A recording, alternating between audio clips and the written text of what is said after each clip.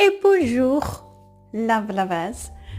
So we are going to have a look at a synastry that is interesting to me, and that is of Trevor, the South African comedian.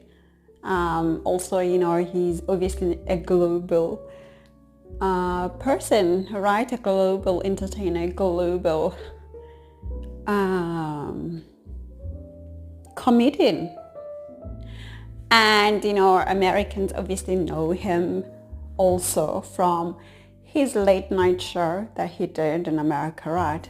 So we're going to see how his energy goes with that of Lipa, right? Because remember, there was that period when they were rumored to be together, and we saw them going to South Africa, having a vacation there, and they were joined by friends, on that vacation, and then those rumors just went away after, it kind of fizzled out, the whole thing of them being in a relationship. But from a synastry point of view, from a synastry point of view, we are interested to see, of course, how they could have gelled together, and what spark could have been in between them. We want to see those details, even though they're no longer together, right? So let's start, you guys. Before we do, obviously we have to look at the skies to see what's happening there. We can see that Mars is still in Pisces, with the moon just having moved to Aries, and of course we have those main planets around the Taurus zone, right? With Jupiter there who's just entered the Taurus zone, right? So without further ado, let's get into the details. But before I do, just a quick story time. Well, I'm only sharing this story because obviously I don't have a lot of following, so I know it's not going to be causing a big deal or a big stir, because I only have about 100 people who are going to watch this, which is fine. Anyway, so when I was in primary, I think primary or high school, I don't remember exactly the time. But Trevor Noah had a show on TV in South Africa, because he's from South Africa and I'm from South Africa too.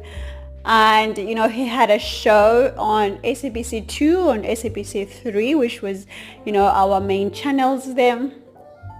And his show usually came after school.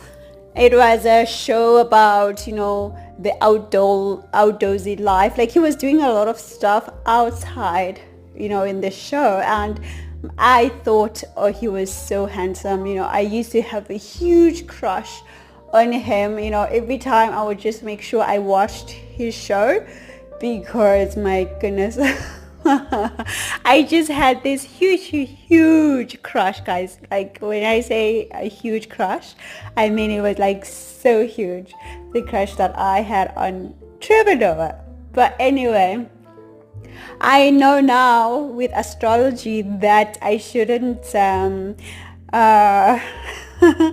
I shouldn't awaken desires, because my 11th house, my goodness, is with Jupiter, and every time I desire something, it comes into fruition, regardless of it's a good thing, it's a bad thing. Once I desire it, it comes into fruition because of my Jupiter there.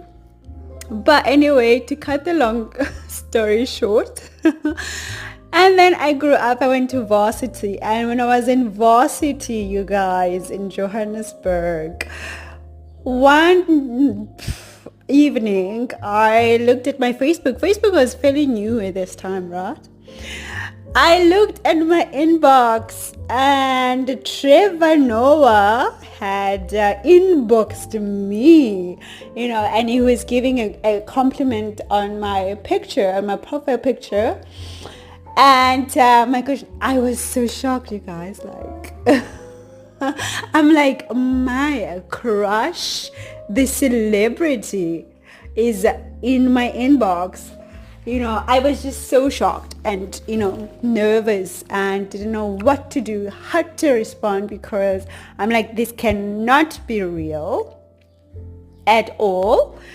Because, it was just so surreal. Imagine having a crush on someone the whole of your childhood, and that crush, talks to you. Like, I didn't know what to do. And in any case, I had a boyfriend that I really, really, really loved. And so, because I was so shocked, and I just, dismissed his conversation, so I was a bit cold, in my response, and he asked why I was responding the way I was. And then I said, well, you're a comedian, so you can find it funny, right? And then he said, okay, I can see where this is going, so I'm going to block you now. And I said, well, yes, you can block me, but, remember to take things lightly, because that's what comedy is about, right? And he blocked me. Anyway, so that's my quick story time. But anyway, what I'm trying to say now is that guys, with the desires, we should be very, very careful, because you could desire somebody, right? And because of that energy that you've sent out, that desire comes into life. So just be careful. Anyway, now let's get into the synastry. Let's go. So there's basically 2 times, birth times, that are listed on the internet regarding Lipa, right? And they say that she was born at 12:18 in the morning on the 22nd of August 1995 in London, right? But there's also another time listed, which is 11:45 p.m. right on the same day. But when we look at when I looked at the charts from both angles, I actually found that it's actually giving the same ascendant, which is the best for us, because then we don't have to recalculate or correct the time and all of that, right? So when it comes to Trevor Noah, of course, there is no time listed on the internet, because most of the time in South Africa, we don't really like put that information out there. It's usually the parents that keep it to themselves. And however, he was born on the 20th of February 1984. That making him, of course, an Aquarius sun, just like Rohan, right? Anyway, so he was born in Johannesburg. But now, regarding to his chart, I had no choice, but I had to recalculate to find his ascendant, which I do have. Therefore, I am going to be doing a synastry from both angles. So let's get into the details. So what we've seen now is that Trevor's Rahu, right, the North Node, is conjunct the ascendant of Lipa. This is a very, very strong conjunction, okay? Any time when, we're having the malefic planets conjunct our ascendants, it really gives a heavy a heavy outlook, I would say, a heavy vibe, right? And so, of course, him being a foreigner, her being a foreigner, them meeting in a foreign land to themselves, of course, we can already see where that Rahu is taking us, okay? Because Rahu, remember, it represents foreign things, foreigners, foreign lands. Okay, so obviously with that Rahu there, the foreign part is evident from the get-go, right? But at the same time, what a lot of people don't realize is that anytime when Rahu gets conjunct with an ascendant, it triggers one of the partners to be concerned about themselves rather than the relationship itself. So it's basically like activating that selfishness that Rahu brings, in our relationships. So for an example, if you are the Rahu person, right, and your Rahu gets conjunct with your partner would have been like, let's say, a selfless person before, a person who cares about others. But immediately when they get together with you, then they change. All of a sudden, they don't have time for people. All of a sudden, they just want to talk about themselves all the time. They just want to, focus on themselves, not even the relationship itself that is bringing them this Rahu, okay? So that's the vibe that we're getting, first of all.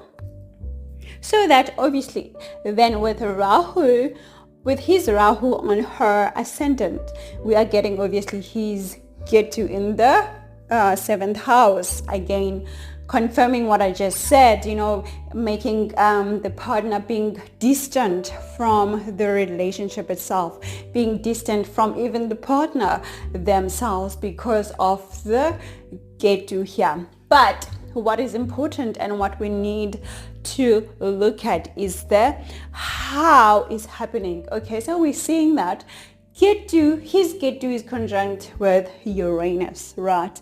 Meaning that it's giving these changes that need to happen so suddenly. So of course in their field, we could obviously assume it's because of jobs or it's because of other abnormal situations, things that are not of normal to us, the basic people.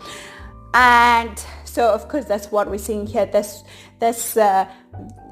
why there would be a distant or like a feeling of being distant from each other because of these situations that are surrounding their public view, right? Public space, because also the 7th house represents the public. So now what we also see, which is very, very important, is that in her 7th house, she's got her Jupiter and Pluto a conjunction of Jupiter and Pluto, right?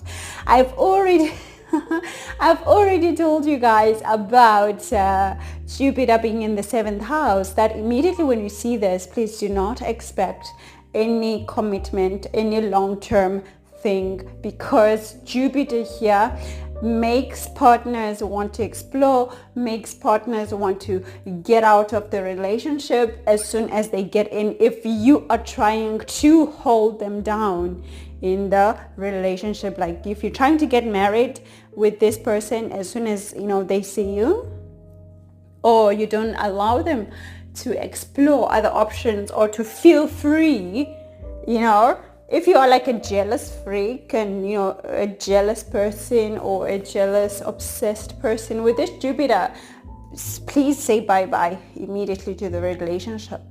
But anyway, what we're seeing here is that her Jupiter is with Pluto, meaning that the partner, because remember 7th house is the partner, it's not you.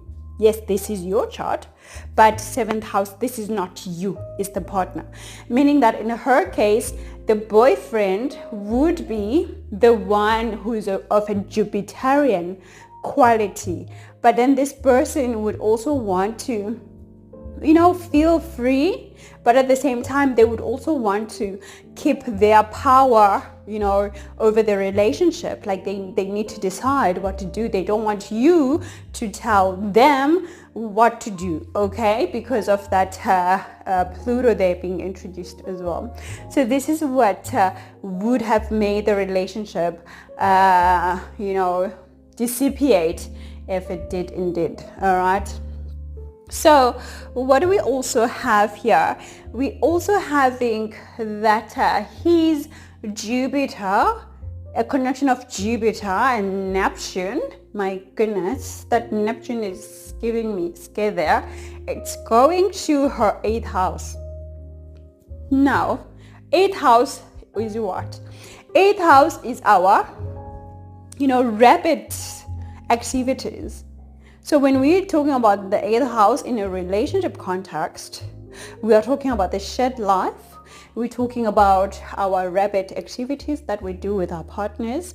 So now you bring in here, my lords, you bring in here Jupiter, first of all. Jupiter the explorer. Okay, Jupiter doesn't mind being here. Jupiter loves to be in the 8th house, okay? Because in the 8th house, there's a lot of stuff to be explored. You cannot inhibit this house. So Jupiter here is super, super happy to be here because there's a lot of things to explore. They could explore those things on your body, or they could explore those things in your mind, because remember, this is also the house of psychology, meaning that our mind, right? So there's a lot of stuff this Jupiter is happy to explore here, meaning that Trevor Noah would have, been in a space where he's asking her a lot of questions about herself, like he's discovering her about how she thinks, about how she moves.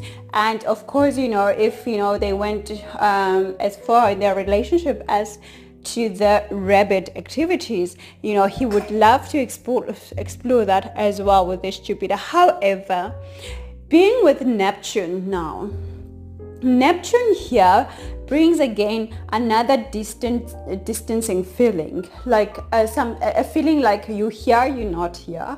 I feel you, I don't feel you. I'm connecting to you, I'm not connecting to you. I don't know what's happening here. I don't know what's happening here. What is happening? So this is what we would see from the Neptune. So it's like all this excitement that Jupiter is coming with, but at the same time it gets stripped by Neptune, the Neptune conjunction here, or overlay, if we should use the right word, right? So now, because of their conjunction of Saturn and Sun happening in their public houses, like in their public life houses and profession, it's also giving a feeling of, you my work boyfriend, I'm your work girlfriend. You might work. How people when they go to work, right, and they have that friend in the office, and the friend like of the opposite sex, and the friend, they call them my work husband, or my work wife. This is what is giving here, this conjunction of Saturn and Sun, more like working with you, or being with you, or being seen with you in public. It's gonna make me shine, or it's gonna make me so this would be the Saturnian profile, right, with the you Lipa. Like, it would make me shine if I'm seen with you in public, Trevor. It would make me shine. It would make me have I don't know, like the paparazzi, or a public status of being she's already a celebrity. I don't know how to put it. It would work well if maybe they were not celebrities, but they're already celebrities, so how more famous can you be, right?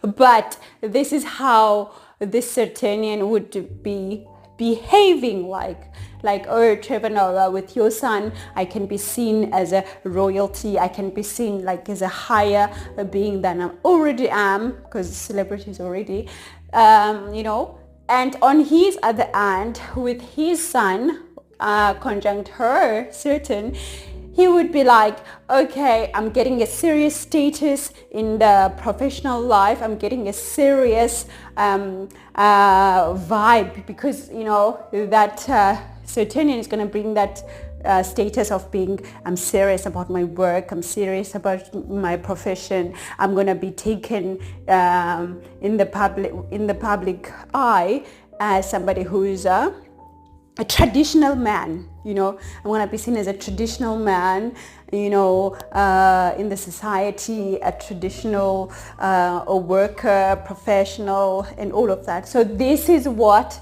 that certain conjunct sun is giving with their professional lives. And so why then it's not surprising that we don't hear anything about them again, right? It's because his conjunction of Venus and Mercury, they go to her 9th house. Now guys, this is a secret that a lot of people don't talk about, but anytime when your partner's Venus is going to make an overlay to your 9th house, do not hope for a long marriage or a long relationship. It's just what it is. I've seen it so many times. I'm sorry, but of course we have to always look at the charts as a whole. We have to look at the chart and the aspects, but generally, without seeing the other aspects or without considering where certain is, what's your ascendant, all of that, Venus here with this overlay makes the relationship feel so light that breaking it off is just so easy. It's just like that. So you just snap a finger and the relationship is kaput, and you forget about the person and you move on as if you've never been with them. So this is what's happening here. We're having his Venus with that Mercury going right into the house of exploring, house of traveling, house of seeing other people, house of talking to other people, house of learning, no way that it could have been a long relationship. Sorry for this. But again, another thing that we see is the square that is happening. It's a difficult square that is happening between their Venuses, right? Where her Venus becomes debilitated when it arrives to attach itself to his Venus, meaning that she would feel so unsure when she's around Trevor Noah. She would feel unsure of herself, like even if like she knows that she's the most beautiful girl as she is, she's the most talented girl as she is, she's the most loved and appreciated celebrity as she is, right? But around him, she would start to question herself now. Am I good enough? Am I good enough for Trevor? Am I good enough to be in this relationship? Am I good enough to be attached to him? Am I good enough to, to be around him? Am I good enough for what he's desiring and for what he's looking for? I'm not sure anymore. What can I do to perfect myself? Oh, I maybe I can do this. It does this